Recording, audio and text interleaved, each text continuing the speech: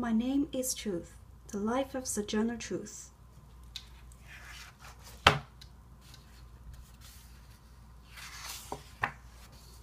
My mama was a slave woman called Momo, with sweet arms and eyes like a hawk. I had a daddy too, born me free. They loved all 12 of us and had to see us sold off one by one, like horses for work. Their hearts most broke.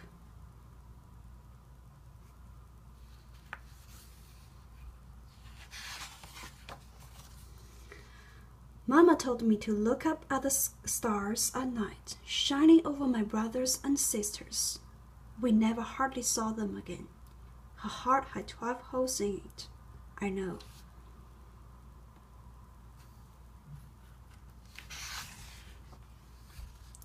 I got bought for $100 when I was 9.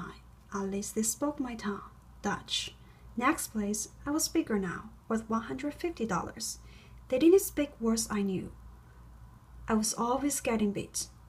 Once he fired up a bunch of green sticks in the fire, hardened like stone, and beat me until the blood ran. Those marks will never go away. I can feel them like ridges under my dress.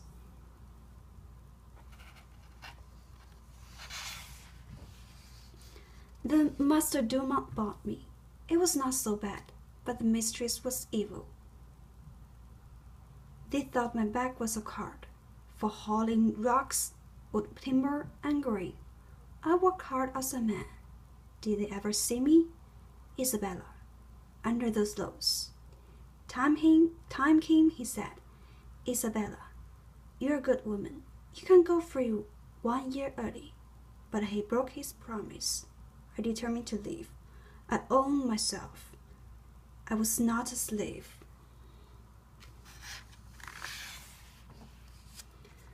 I spun 100 pounds of wool to make up for leaving, crept out of the door in the darkness, my baby Sophia clutched in my arms. I ran and walked for miles, looking over my shoulder. Did he chase me? Would he not? Until God showed me the way to a kind family that took me in, and the baby too.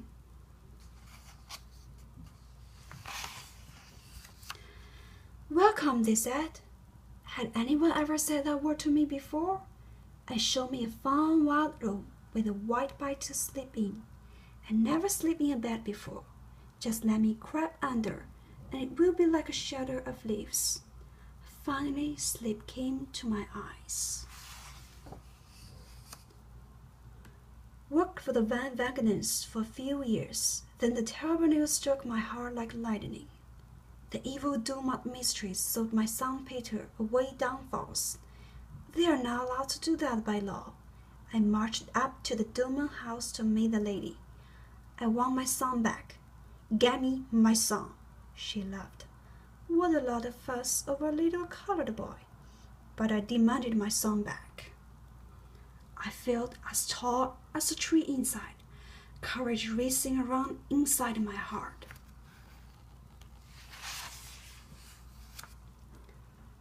I got lawyers to help, and finally Peter came home again. His back a mess of scars. He saw too, frightened of his mom at first, but he came to know me at last.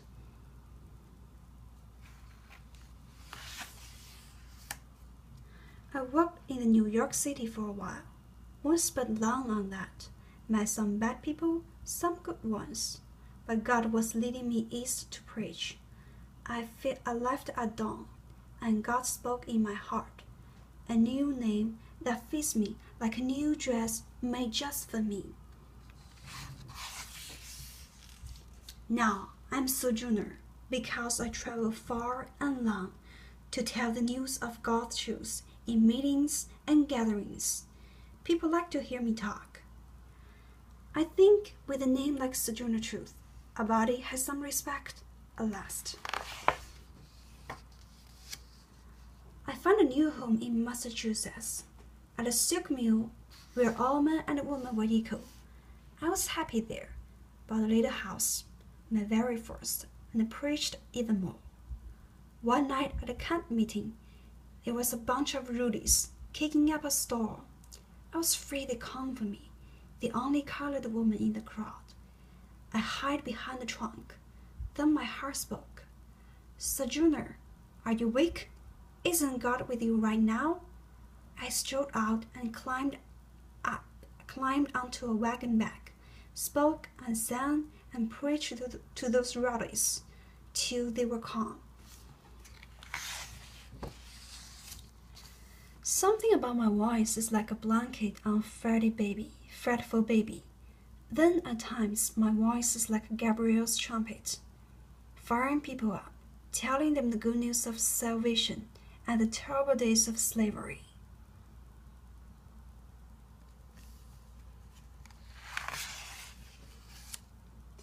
People just can't believe an ex-slave woman can speak truth and power.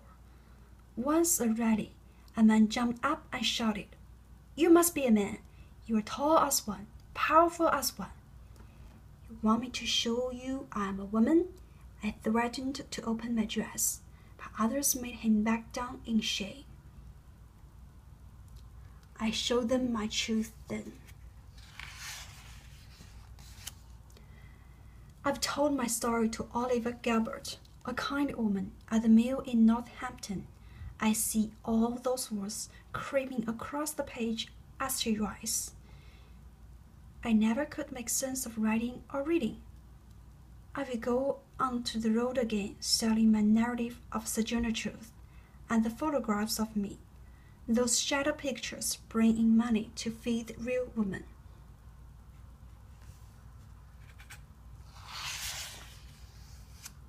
Sometimes I sit in amazement in some fine living room, remembering I was a slave, walking in sweat, beaten, sleeping on hard floors. Now I sleep in a real bed and rally others with fiery words. I think of my dad, my brothers and sisters, like 12 shining stars. I'll see them and my own children again someday.